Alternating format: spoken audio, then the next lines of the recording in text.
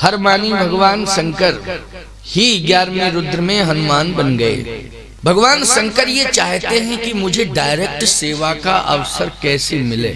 जब अपने मूल स्वरूप में भगवान की सेवा करने के लिए जाते हैं तो भगवान पैर पकड़ने लगते हैं राम जी, क्योंकि कहते आप तो मेरे आराध्य। शिव जी कहते हैं कि मैं आपको अपना आराध्य आपको मानता हूं। तो जब एक दूसरे की ओर बढ़ते हैं तो एक दूसरे हाथ पकड़ लेते हैं। अब भगवान शंकर ने कहा कि सेवा तो करनी ही है, सेवा के बिना तो जीवन ही अधूरा है। भैया एक बात बताएं, इष्ट की सेवा करने के लिए तो भगवान परेशान होता है। शिव जी जैसा महापुरुष वो भी चाहता है कि सेवा करने का अवसर मिले। देखो, वृद्धों की सेवा करना ये परम धर्म है, ये परम पुण्य है। और इसी सेवा के द्वारा मैं कहता हूं, नौजवानी में अगर वृद्धों की सेवा आपने कर ली तो ये समझ लेना कि आपकी तपस्या पूर्ण होने जा रही है। आप तप कर रहे हैं, वो जो सेवा कर रहे हैं वो ये सेवा रूपी तप है। वृद्ध कहीं भी आपको असहाय वृद्ध मिल जाए उसकी सेवा करो, उसमें ना जाति देखो ना उसके दोष देखो। बूढ़े में कभी दोष नहीं देखना चाहिए, ना बूढ़े की जाति देखना चाहिए। बूढ़े की सेवा करना चाहिए। बस तुम्हारी समझ में आ जाए कि इस वृद्ध को इस सेवा की जरूरत है तो उसकी सेवा करने में तुम लग जाओ। बस न उसमें तुम दोष देखो, न उसके स्वभाव को देखो कि स्वभाव कभी कभी ऐसा होता है ना, जो स्वभाव होता है ना वो थोड़ा सा चिड़चिड़ाने का, तेज स्वभाव। लोग कहते साहब तेज स्वभाव है हम जा नहीं सकते। नहीं, ये सोचो ही नहीं। आपको उसके स्वभाव पर भी ध्यान नहीं देना है, आपके उसके दोषों पर ध्यान नहीं देना है, ना उसकी जाति पर ध्यान देना है, उसकी अवस्था पर विचार करना है। सेवा में लग जाओ। भैया, जब व्यक्ति बुढ़ापे में प्रवेश कर जाता है तो उसके समग्र दोषों को परमात्मा ही भूलने लगता है। परमात्मा भूलने लगता है, कहता है अरे अब तो बूढ़ा है, मेरे पास ही आने वाला है। हनुमान जी की धारणा ही है कि हम भगवान की सेवा करें, और भगवान शंकर के डायरेक्ट स्वरूप से राम की सेवा नहीं कराए तो 11वें रुद्र में वो हनुमान बन गए। हनुमान बन गए। और शंकर जी ये कह रहे थे कि हम आपको धरती, कल मैंने कथा में सुनाया था ना आपको कि भगवान शंकर ने ही उपाय बताया सबको कि ऐसे नारायण नर बन के आ सकता है। ये सलाह इन्हीं की है, भोले बाबा की। क्यों? इनको अपना दिखाई दे रहा था काम कि हमें सेवा करने का सौभाग्य मिले। क्यों? बोले मेरा नारायण बने नर और हम बने बानर और सेवा में लग गए। ये ताक में थे भगवान शंकर कि ये नारायण मेरा नर बने और हम तत्काल बानर बनेंगे और बानर बन के सेवा करेंगे। और जब नारायण का नरावतार हुआ तो नरावतार में ही भगवान शिव का बानर अवतार हो गया। बानराणाम धीशम रघुपत प्रिय भक्तम बात जातम नमामि। बानराणाम धीशम, भगवान शंकर बानर बन गए, हनुमान बन गए। गोस्वामी जी कहते हैं कि भगवान शिव है क्या? बोले भगवान शिव समत्व के देवता है। शिव समत्व के देवता हैं। वो शिव पूरे संसार के नाथ हैं, जिनको विश्वनाथ कहते हैं। लेकिन प्यारे, यही शिव जब सेवा करने का संकल्प लेकर आए हनुमान बन के, तो गोस्वामी तुलसीदास जी क्या कह रहे हैं? हनुमान समा नहीं बड़ा भागी,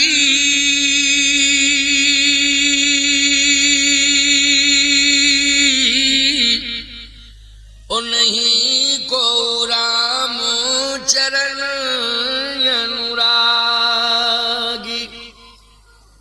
कहे हनुमान जी के समान तो इस संसार में कोई बड़भागी है ही नहीं। तो भोले बाबा ने कहा कि पहले हम विश्वनाथ थे, अब हम बड़भागी हो गए, संसार के सबसे बड़े बड़भागी हो गए। और नहीं को रामचरण अनुरागी। मेरे समान कोई रामचरण अनुरागी भी नहीं है, ऐसा संसार वालों ने सोच लिया है और संसार वालों ने मुक्त कंठ से ऐसा बोल दिया है कि नहीं को रामचरण अनुरागी।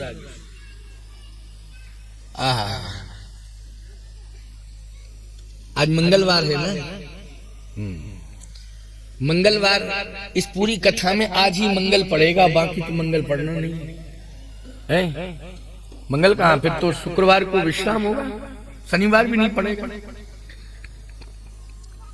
आज के दिन हमें हनुमान जी की कथा सुननी ही चाहिए है?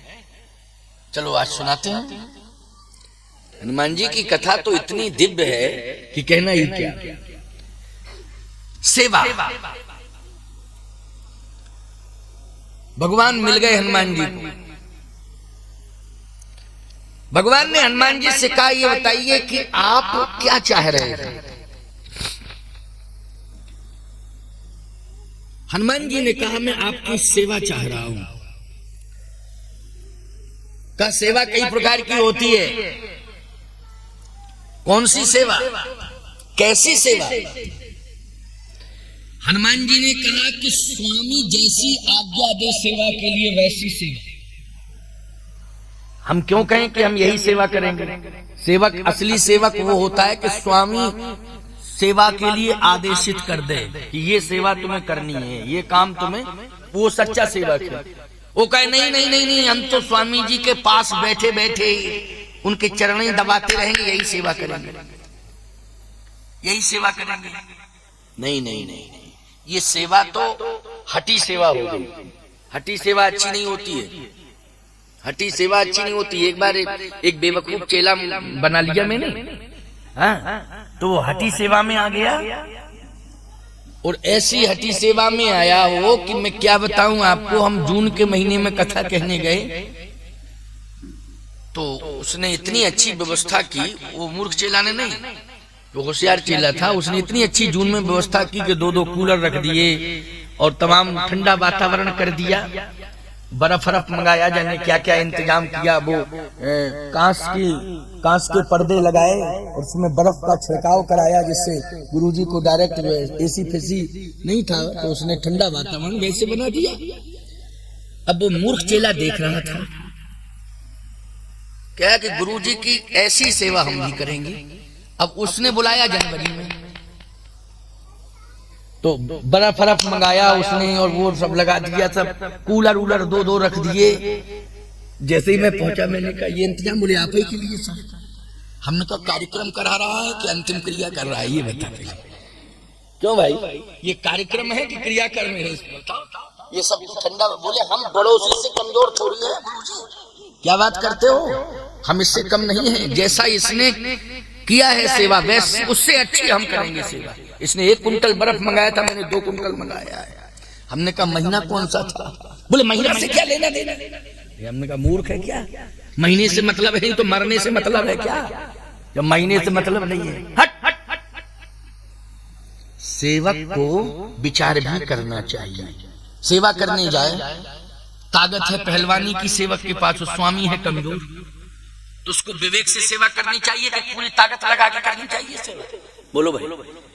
हनुमान जी ऐसे सेवक मिले राम जी को ऐसे हनुमान जी सेवक मिले कि बुद्धिमताम वरिष्ठम,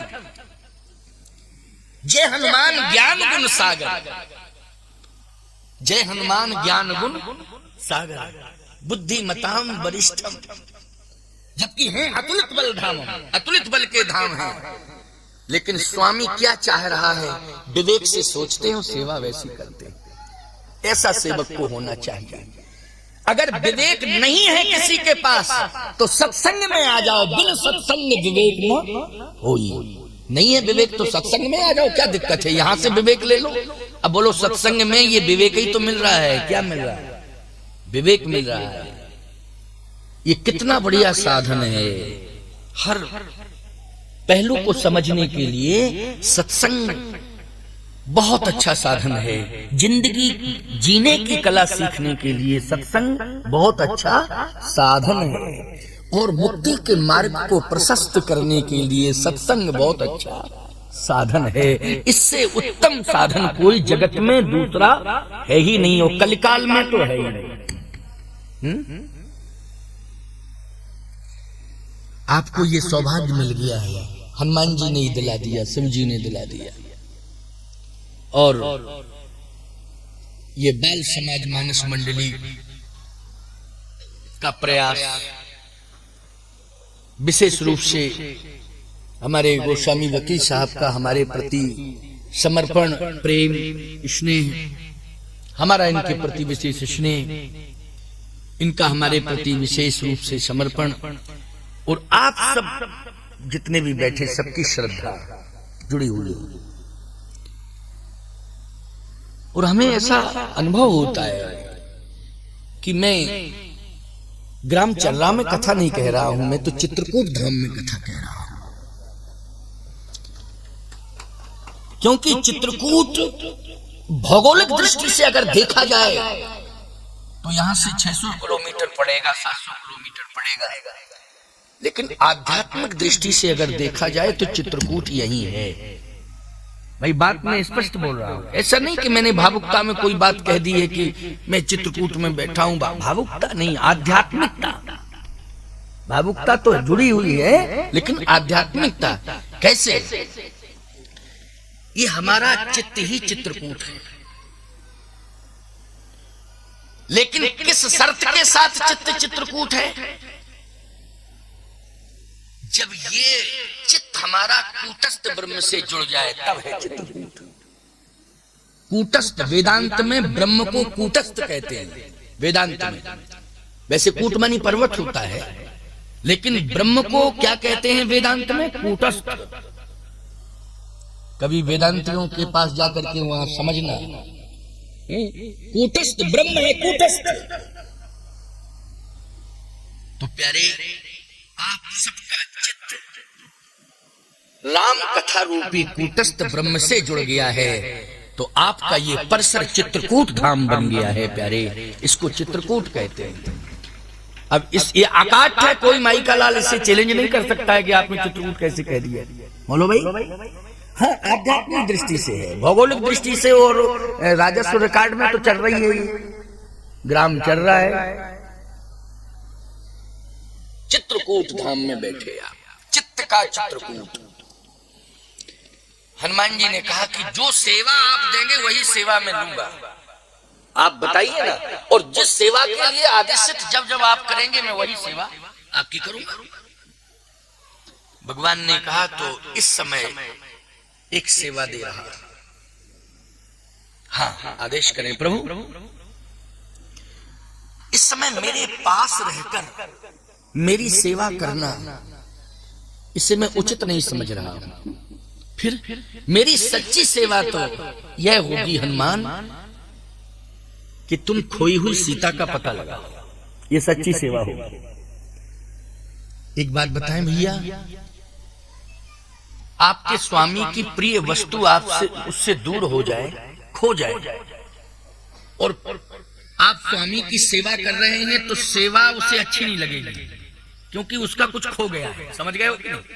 उसका कुछ खो गया है। उस समय सेवक सेवा करेगा, लेकिन उसे सेवा अच्छी नहीं लगेगी, उलझन पैदा होगी। वो यही कहेगा, हटो हटो, तुम क्या परेशानी में डाल दिया हमको, हटो यहाँ से, हमारा दिमाग ठीक नहीं है इस समय। क्यों यही कहेगा कि नहीं स्वामी? वो सेवा अच्छी नहीं लगेगी।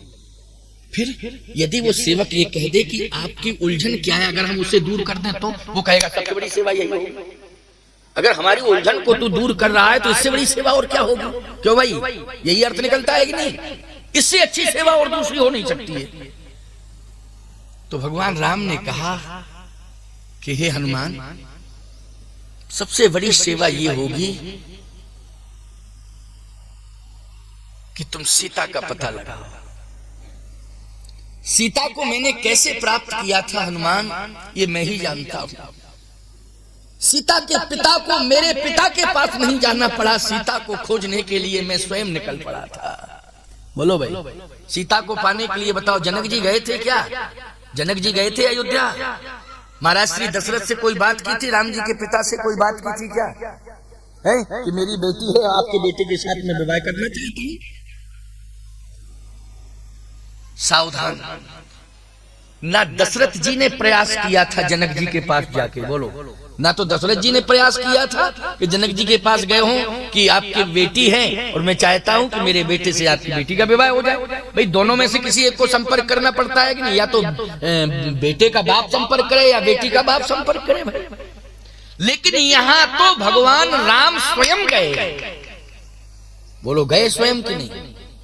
और धनुष यज्ञ जनक जी ने किया था, लेकिन प्रभु श्री राम ने उस धनुष यज्ञ को स्वयंवर में बदल दिया। बोलो बदल दिया कि नहीं। अगर ठीक से रामायण पढ़ो तो अर्थ समझ में आ जाएगा। धनुष यज्ञ को स्वयंवर में बदल दिया। सीय स्वयंवर देखिए जाई,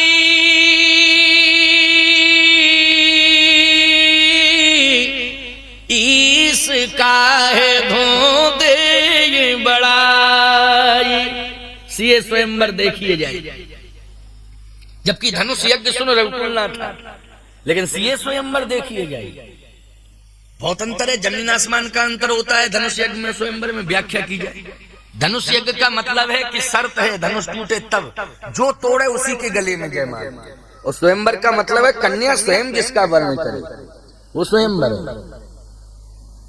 तो मैंने जनक के पिता महाराज श्री जनक ने, श्री जानकी जी के पिता ने, जनक जी ने तो धनुष यज्ञ का प्रोग्राम रखा था, लेकिन हनुमान उस धनुष यज्ञ को मैंने स्वयंवर में बदल दिया था, क्योंकि मैं सीता को पाना चाहता था। जिस दिन मेरा जन्म हुआ अयोध्या में, उसी दिन मेरा सीता को पाने का लक्ष्य हो गया था, क्योंकि मुझे नरलीला करनी है, मुझे लीलाएं करनी है, राक्षसों का वध करना है, और बिना सीता के राक्षसों का वध हो नहीं सकता है। बोलो भाई, कोई कितना ही प्रभावशाली क्यों ना हो, लेकिन शक्ति की जरूरत पड़ती है कि नहीं, पड़ती है शक्ति की जरूरत कि नहीं है? अटल बिहारी वाजपेयी जी इतने प्रभावशाली थे, लेकिन जब शक्तिहीन हो गए तो पड़े रहे साहब। क्यों पड़े रहे कि नहीं? उनसे बड़ा बौद्धिक क्षमता वाला कौन था राजनीति में, जरा बताओ। अटल बिहारी वाजपेयी जी जैसा सफल नेतृत्व वाजपेयी जी का था, लेकिन प्यारे शक्तिहीन हो गए तो पड़े रहे वर्षों तक। पड़े रहे कि नहीं, क्योंकि शक्तिहीन हो गए। सावधान। ठीक इसी प्रकार से श्री अखंडानंद जी महाराज अध्यात्म जगत के बहुत बड़े मनीषी थे, वृंदावन वाले अखंडानंद जी महाराज, लेकिन बहुत समय तक उनको भी समाज से दूर रहना पड़ा, क्योंकि अवस्था से वो शक्तिहीन हो गए थे, इसलिए मंचों पर नहीं जा पाए। रहे आश्रम में, लेकिन मंचों पर नहीं जा पाए, क्योंकि शरीर काम नहीं करता था, शक्तिहीन हो गए थे। शक्ति की बहुत बड़ी जरूरत है कि नहीं। आज मैं हूं, कथा कह रहा हूं, चाहे जितना रामायण याद हो, मुझे कितना भी ज्ञान हो, लेकिन अगर शक्ति नहीं होगी बोलने की, तो क्या हम बोल सकते हैं? बोल सकते हैं क्या? और फिर जब शक्ति नहीं है और आपकी श्रद्धा हमसे जुड़ी है, तो क्या स्टेचर पर लाद के लाओगे हमको? क्यों भाई? अरे श्रद्धा होगी तो जहां आश्रम में होंगे वहां दर्शन करने पहुंच जाओगे, लेकिन मंच पर तो तुम तभी लाओगे जब बोलने का सामर्थ्य मुझ में होगा तब। तो ये शक्ति की बात है, बिना शक्ति के ये सभा संबोधित नहीं कर सकता हूं मैं। राम जी भी कहते हैं बिना शक्ति के मैं राक्षसों का वध नहीं कर सकता हूं, मुझे शक्ति की आवश्यकता है, इसलिए मैं शक्ति की खोज में निकल पड़ा। तो मैंने ये जो शक्ति पाई थी, इसी से राम को विजय श्री मिलनी थी, लेकिन वो शक्ति रावण के पास पहुंच गई है। अब बोलो हनुमान, राम को विजय दिलाना है कि रावण को विजय दिलाना है? हनुमान जी ने कहा एक निवेदन करूं तो आप अन्यथा मत लेना, वैसे सेवक हूं, लेकिन आप कहे तो मैं बोलूं। देखो, स्वामी के सामने स्वामी कहे बोलने को सेवक से तो बोले नहीं, ये नहीं कि ऐसा सेवक हो कि स्वामी की बोलती बंद कर दे, दिमाग ही खराब करे। क्यों भाई? ऐसा सेवक नहीं होना चाहिए। ऐसे भी सेवक हो जाते हैं जो बोलती बंद कर देते हैं, बड़े बड़े विचित्र हैं, क्या बतावे। नहीं नहीं नहीं, बोलो बोलो बोलो, कोई बात नहीं, बोलो बोलो। आज्ञा दे रहा था। राम और रावण में बहुत अंतर है। हाँ अंतर तो है, अब तुम सेवक हो तो अंतर नहीं प्रभु, वैसे भी बहुत अंतर। कैसे? आपके पास जो शक्ति आई थी, शक्ति ने स्वयं वर्ण किया था और रावण ने शक्ति का हरण किया है। बोलो अंतर हो गया कि नहीं हो गया?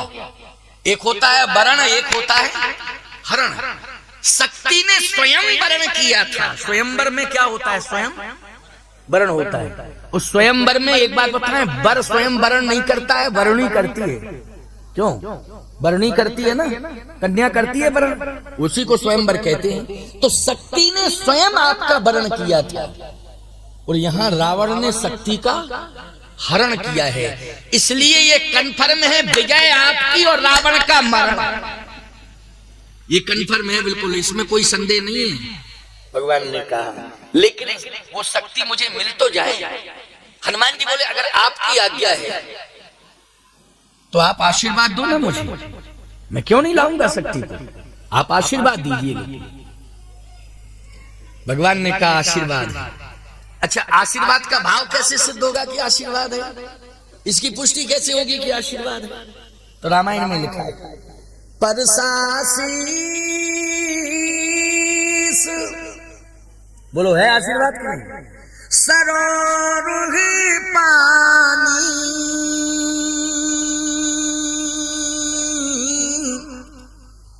और कर मुद्रिका दीन जन जानी। भगवान ने हाथ रख दिया हनुमान जी के मस्तक पर। बोलो आशीर्वाद मिल गया।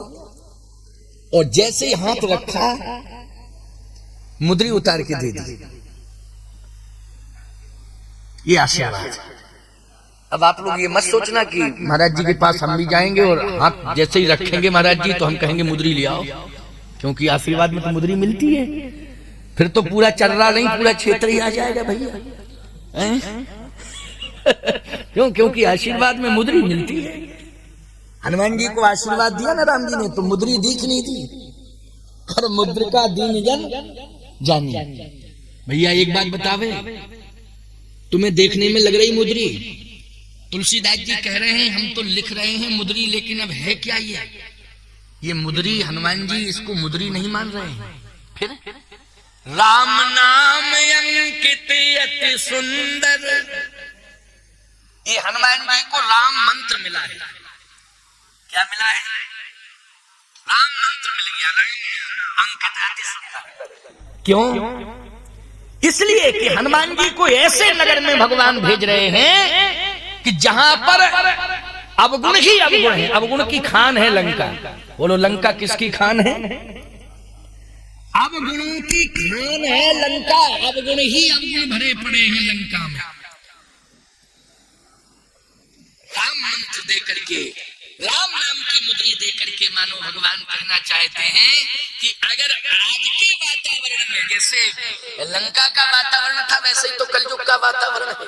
बोलो अगर विषाक्त वातावरण में कोई साधक पहुंच जाता है तो वो बच सकता है, बस राम नाम के प्रभाव से बच सकता है और कोई दूसरा उपाय नहीं। बचने का उपाय क्या है? केवल राम नाम, और कोई उपाय नहीं। राम नाम कवच बनकर के रक्षा करता है। और सीता जी की भी रक्षा लंका में कर रहा था, राम का नाम ही कर रहा था। नाम पाहु दिवस ध्यान तुम्हार कपाट, लोचन निज पद जंत्रित प्राण जाई कहीं बाट। तो बोलो सीता जी की भी रक्षा लंका में कर रहा था तो राम का नाम ही कर रहा था। रावण जो है इतना अहंकारी है और इतना बड़ा अत्याचारी है, अनाचारी, कि प्यारे सीता जी कैसे लंका में सुरक्षित रहीं? बस यही कारण है राम नाम का पहरा लगा था। समझ रहे हो कि नहीं? किसका पहरा? राम नाम का पहरा था। राम नाम कवच है, सबके लिए कवच है। माताओं, बहन, बेटियों, तुम्हारे अस्तित्व की रक्षा करने के लिए राम का नाम कवच है। राम राम राम राम कहा करो। घर का काम करो तो हाथों से काम करना है, लेकिन वाणी से राम राम राम राम कहो। क्या दिक्कत है उसमें? वैसे तो फालतू की बकवास होता ही रहती है, काम करते समय जाता जने क्या क्या बोलती रहती हैं, समझ में नहीं आता है। ये फालतू की बातें मत किया करो, राम राम राम राम राम राम कहा करो, काम अपने हाथों से करो, ज्यादा चिल्ला के मत करो, मन ही मन राम राम राम राम कहा करो, क्या परेशानी। अच्छा एक बात बताएं आप, अगर ये साथ में दो बैठ जाएं तो फिर इनकी पंचायत देखो आप, प्रधानमंत्री फेल है। ऐसी योजनाएं बनती हैं ऐसी योजनाएं बनती हैं कि नरेंद्र मोदी फेल। वो भी योजनाएं इतनी लागू नहीं कर सकते हैं देश के अंदर जितनी ये दो देवियां बैठ करके योजनाएं बनाती हैं। अच्छा एक और बात सुन लो, हमारी बात को अन्यथा तो नहीं ले रही हो देवी हो? हाँ हाँ, वैसे हम तुम्हारे हित में बहुत बोलते हैं।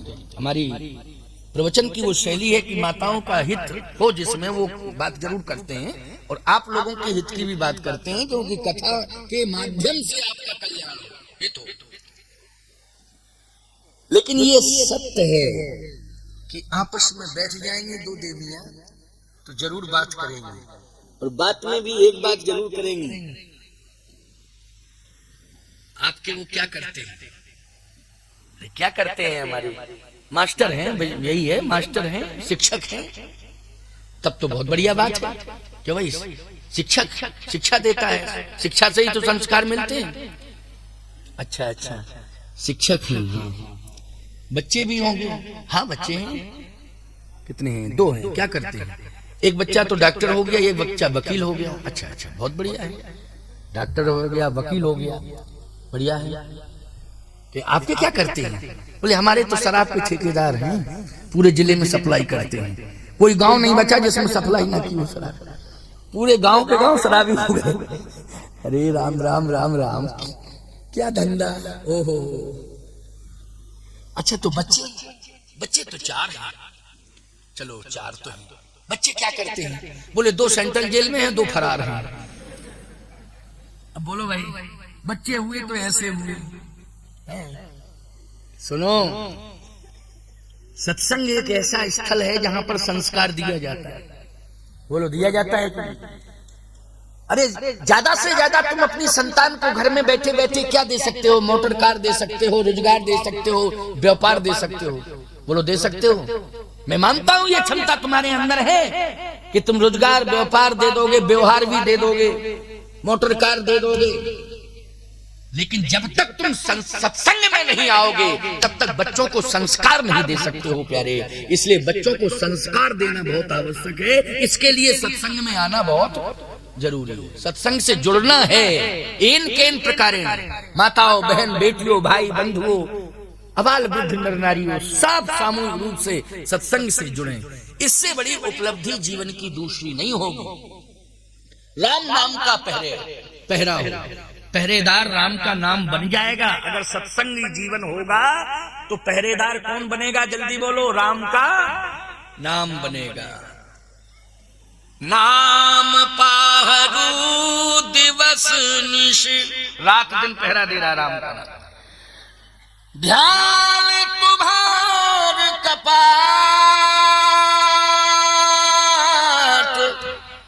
लोचन निज पद जंत्रित, प्राण जाहि कहीं बाट। वहां मेरे नाम का पहरा लगा हुआ है। तुम लंका जा रहे हो, तुम्हारी रक्षा करने के लिए ये राम का नाम है, ले जाओ। ये मुद्रिका क्या है? राम का नाम, राम नाम अंकित है, तुम्हारी रक्षा होगी, रक्षा होगी निश्चित रूप से।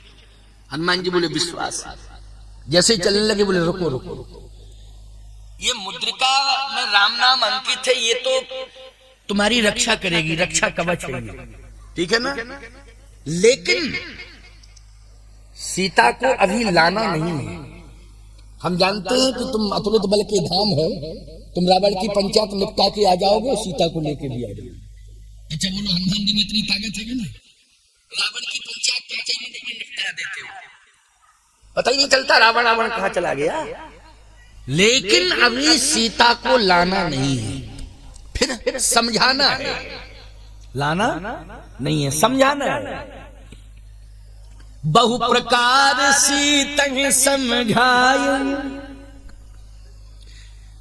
हनुमान जी ने चरण पकड़ लिए प्रभु के, कहा समझाऊंगा, माता जी को मैं समझाऊंगा, वो आदि शक्ति हैं, पराम्बा हैं, उनको मैं समझाऊंगा। कहे सुनो सुनो, घबराने की जरूरत नहीं है, मैं कह रहा हूं उसको सुनो। बहु प्रकार सीता समझायो, कहे बल बिरही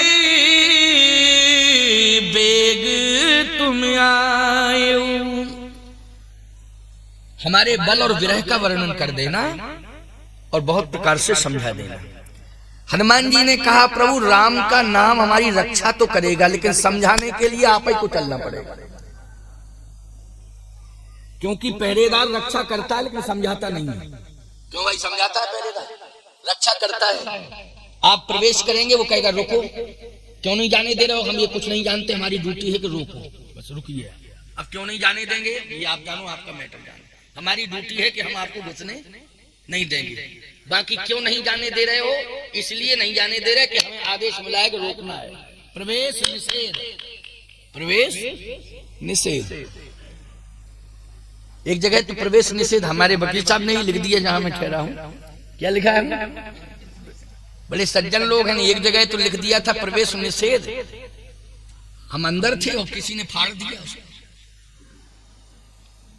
वही उड़ गया। प्रवेश निषेध वाला जो पॉइंट था वो लगा हुआ था कागज, किसी ने फाड़ दिया। अब लोग बाग जाने लगे, लोग बाग जाने लगे तो हमने कहा क्यों भाई? ठहराने वाले से जब सब चले गए कि प्रवेश निषेध लिखा था, तुम कह रहे? कहे महाराज लिखा तो था, लेकिन कोई उसको फाड़ फूड़ के नक्की कर गया। तो हमने कही ऐसा है कि शिवालय में और संत निवास में सबको आने की अनुमति रहती, समझ गए? शंकर जी हैं ये। अब यहाँ प्रवेश निषेध लिखो तो कोई मानेगा? एक लोटा जल चढ़ाने के लिए वो बात अलग है कि ताला ही डाल दो तो अलग बात है, भाई ताला लग गया तो अलग बात है। लेकिन अगर शंकर जी का शिवालय है तो वो लोग व्यक्ति जाएगा ही जाएगा, वहां एक लोटा जल जरूर चढ़ाएगा, क्योंकि सब जानते हैं कि शंकर जी के यहाँ छूट है। जब भूत प्रेत तो इंसानों के लिए प्रतिबंध। तो सीधी सी बात भैया ये है, ध्यान से सुनना। राम जी का नाम हनुमान जी कह रहे प्रभु आपका नाम मेरी रक्षा करेगा, लेकिन सीता माता को आपका राम नाम समझाए तो ठीक है। कह नहीं नहीं तुम्हें समझाना है। कह नहीं तो आप ही को समझाना पड़ेगा। क्यों? मुझ में कहाँ सामर्थ्य है? नहीं नहीं नहीं तुम समझा देना, क्या दिक्कत है? हनुमान जी बोले मैंने ऐसा सुना था कथा में कि आपकी माता जी ने सीता माता को समझाया था, सीता जी को आपकी माता कौशल्या ने समझाया था, आपके पिताजी ने समझाया था। हाँ समझाया तो था। वो इतनी बड़ी छूट दी थी, कबहू पितुग्रह कबहू ससुरारी रहो, जहां रुचि होए तुम्हारी, जहां रुचि हो वहां रहो। लेकिन न ससुराल में रही न मायके में गई, आपके साथ रही।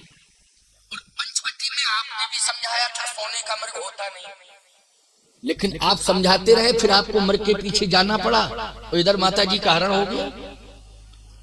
तो आपके माता पिता ने समझाया, आपने समझाया, अब आप मुझसे कह रहे कि हनुमान तुम समझाना। कहे सुनो हनुमान, पहले ये बताओ कि तुम क्या मानते हो सीता जी को? कहे माता, माता मानते हो ना? मुझे क्या मानते हो? कहे पिता। आप पिता है, वो माता है मेरी। सत्य बोल रहा हूं, ध्यान से सुनना। बहू सास की बात भले ही ना माने, ससुर की ना माने, एक बार पति की भी ना माने, लेकिन जब पुत्र हो जाता है और शिशु रूप में होता है ना पुत्र, उसकी बात जरूर मानती है। बोलो मानती कि नहीं? वो छोटा हो शिशु रूप में, वो रोने लगे कि हमें तो कंधे पे बैठना है, बैठ जाओ। नहीं नहीं हमें तो सिर पे बैठना है। बोलो बोलो बात सही है कि नहीं? बेटा जैसा कहेगा मां वैसे मानेगी। तुम्हें पहली बार मां मिल रही है तो तुम्हारा कौन सा रूप है? बोलो, शिशु रूप है कि नहीं? और शिशु रूप है, और ये नियम है कि शिशु बालक की बात माँ जरूर मानती है, सुनती है। तुम शिशु बालक के रूप में जा रहे हो ना, पहली बार में रहे हो तो शिशु ही हो, हैं? भले ही 55 के हो लेकिन है बचपन ही। माँ के सामने बेटा 55 का हो लेकिन बचपन जैसा लगता है कि नहीं लगता? माँ के सामने कैसा लगता है? 55 का हो लेकिन बचपन जैसा। सुनिए ध्यान से, बहुत बढ़िया बात है, महत्वपूर्ण बात है। वो कह समझा देना, ठीक है ना? हनुमान जी ने कहा ठीक है सरकार, अगर आप ऐसा कह रहे हैं तो मैं जरूर समझाऊंगा। कर रुको, अभी समझाना ही नहीं है। कहे बल विरह, बल और विरह की चर्चा जरूर करेंगे। हनुमान जी बोले ये बेटे का काम नहीं है बल विरह की चर्चा माँ से करे। क्यों भाई? बाप के बल और विरह की चर्चा बेटा माँ से करे, ये लक्षण बेटे के नहीं है। बोलो हैं क्या बेटे के लक्षण? तो मैं कैसा बेटा कि जो बल और विरह की चर्चा करूं माँ से? बेटा बाप के बल विरह की चर्चा माँ से करे कि माताजी पिताजी आपके विरह में रात दिन रोते रहते हैं। नहीं, ये पुत्र तो नहीं कर सकता है। और आप मुझसे कह रहे हैं ये असंभव है। मैं सेवक जरूर हूं लेकिन मजबूर हो रहा हूं। या तो आप मुझे भेजें ना, और भेजें आप यदि मुझे तो साथ में चले। भगवान ने कहा मैं तो नहीं जाऊंगा, अभी लंका जाने का मेरा समय ही नहीं। समय आए तो आप जाने तभी चर्चा करेंगे। अभी तो मुझे जाने दो, मैं पता लगाऊंगा, माता जी को समझा भी दूंगा। अरे यही समझा दूंगा, कछुक दिवस जननी धर धीरा कपन सहित आई है, रघुवीरा निश्चर मार तोह ले जय त्योपुर नार दाद जस। इतना समझा दूंगा, यही है समझाना। समझाने का अर्थ रामायण में यही, इतना ही है। और क्या है अर्थ बताओ भैया समझाने का? और यही समझाया है कि नहीं हनुमान जी ने? बहु प्रकार सीते समझाए, लेकिन कहे बल विरह वेग तुम आयो। भगवान ने कहा नहीं, बल विरह की चर्चा तो करनी ही पड़ेगी। हनुमान जी बोले तो आपको साथ चलना ही पड़ेगा। भगवान ने कहा ना ये सेवक के लक्षण है ना ये पुत्र के लक्षण हैं कि बल का प्रयोग दबाव बनावे, बेटा बाप के ऊपर, सेवक स्वामी के ऊपर दबाव बनावे, शक्ति का प्रयोग करे, बल का प्रयोग करे। ये पुत्र के लक्षण नहीं। क्यों भाई? सेवक और बेटा बाप के सामने स्वामी के सामने किसका प्रयोग कर सकता है? विनम्रता। तो हनुमान जी ने देखो राम जी को अपने साथ ले जाने के लिए विनम्रता का प्रयोग किया, और इतनी बड़ी विनम्रता की पराकाष्ठा हो गई। यही कही नाय सवन कहूं माथा, सवन कहूं। उन सब में छोटे भी रहे होंगे, क्यों रहे होंगे छोटे के नहीं? जैसे यहां से हम सबको हाथ जोड़ के प्रणाम करें तो छोटे बड़े सब ही ना है, बोलो है कि नहीं? तो ये विनम्रता की पराकाष्ठा हो गई कि नहीं हो गई? यही कही नाय सवन कहूं माथा। जैसे हनुमान जी के नेत्र से आंसू निकले और हनुमान जी ने सबको प्रणाम किया, तो भगवान हनुमान जी के वश में हो गए। हरस चले ही धर रघुनाथा। विनम्रता के बस में हो गए राम जी, अपने आप हृदय में आ गए। आ गए कि नहीं आ गए? अच्छा, बल में ताकत ज्यादा होती कि विनम्रता में? जल्दी बोलो। विनम्रता में ज्यादा ताकत है, बल में ताकत नहीं है। किस में ताकत है? विनम्रता में। विनम्रता ऐसी हनुमान जी की कि सबको प्रणाम किया तो भगवान हर्ष चले हुए इधर अंदर आ गए।